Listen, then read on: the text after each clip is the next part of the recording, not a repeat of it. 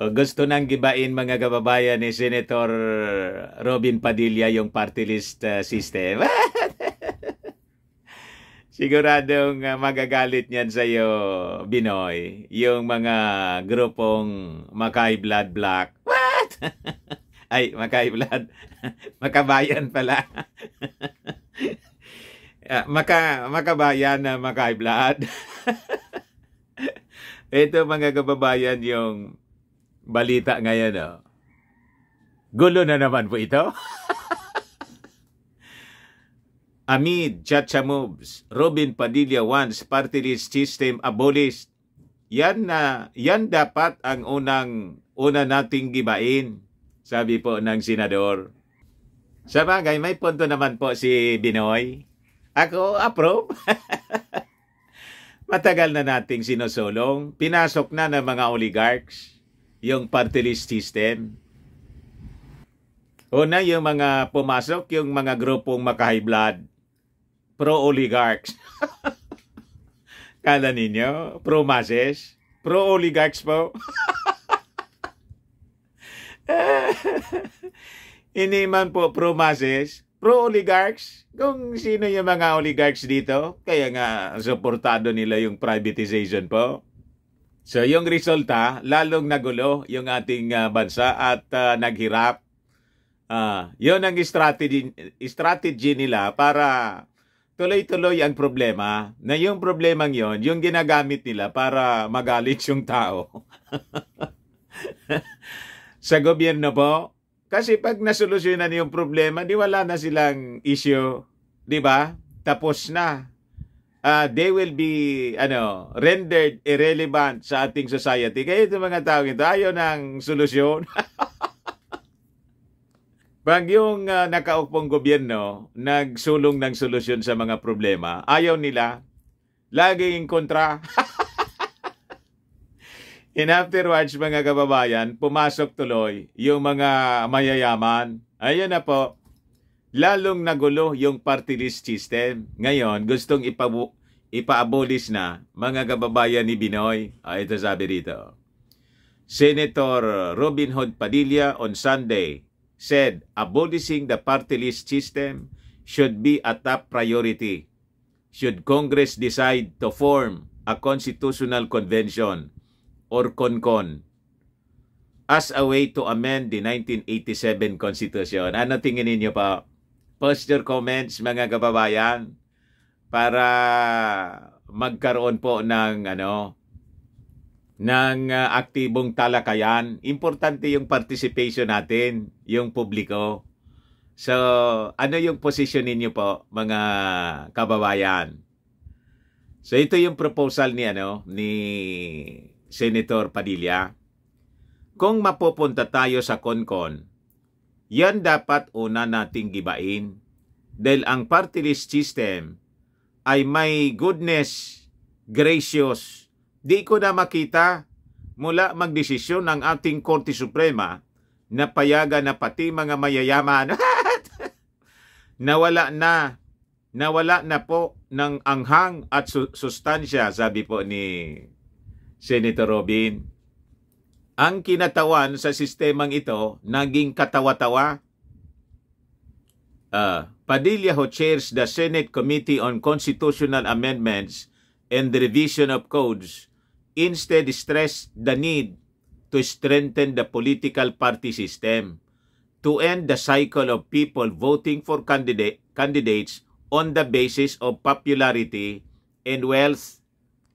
Tingnan mo ito si Binoy. Kahit siya po, naging senador dahil sa popularity, wealth, hindi masyado. Pero ang sinusulong niya po, dapat hindi maging base yung popularity and wealth sa pagpipili natin ng mga leaders ng ating bansa. What? Anyway, senador na ako. At hindi lang ordinaryong senador, top-notcher pa. Pero sabi po mga kababayan ni Senator Juan Ponce Enrile, ang ibaan niya ang tingin kay minamaliitan niya si Senator Robin Padilla. Pero sa totoo lang niya, marunong si Senator Robin Padilla. Malalim niya yung pagkakaunawa. Ayos eh. Yan po yung tingin, yung naging comment ni Enrile sa interview po ng SMNI. So sabi po ng senador, sa totoo lang, kung gusto natin mabago talaga ang politika sa Pilipinas, palakasin natin ang party system.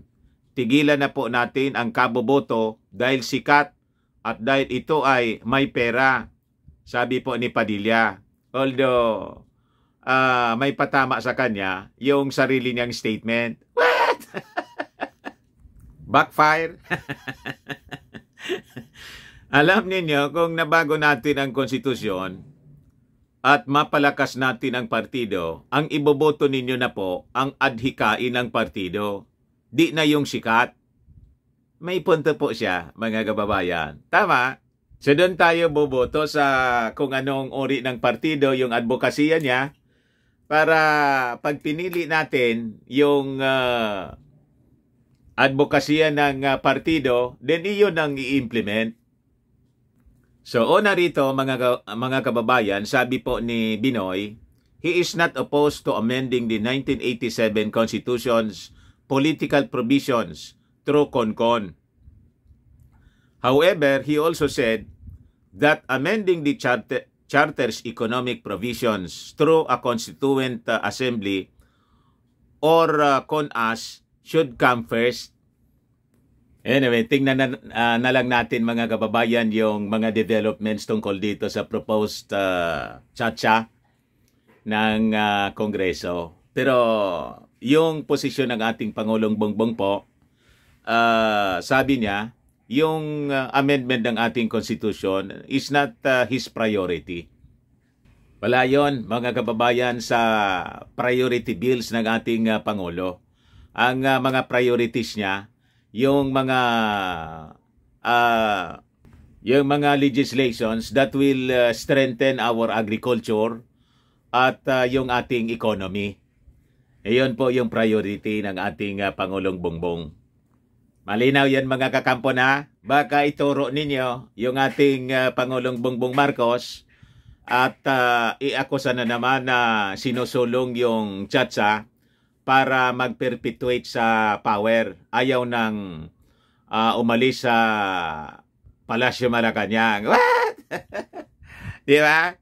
O ngayon, idagdag ko na lang po itong balita rito kasi yung anak ni Secretary Boyeng Rimulya,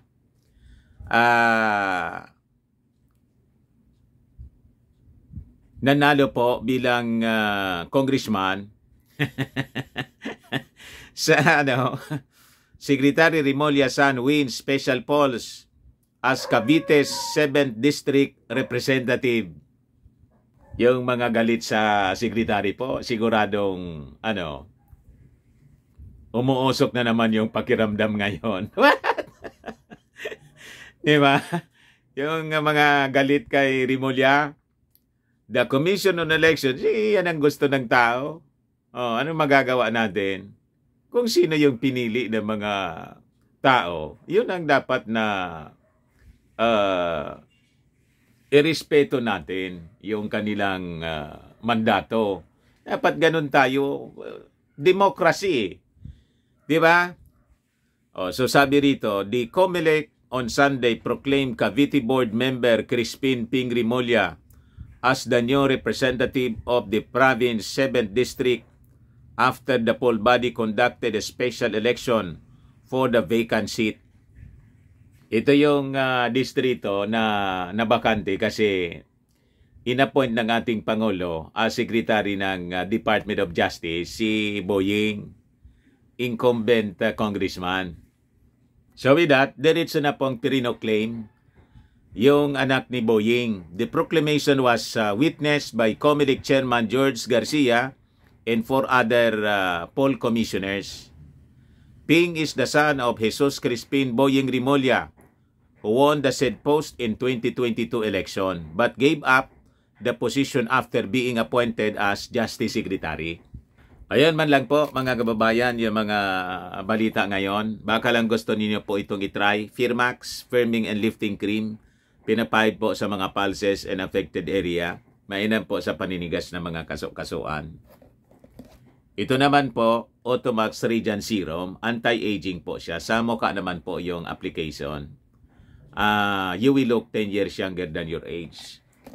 Sa mga cancer patients po, try lang po ninyo ito. Nengxia Red Mix Fruit Drink. Di man po siya gamot. Food supplement siya. Kaya lang, gawa siya mga kababayan sa goji berry. Yung goji berry may anti-cancer properties. Ayos.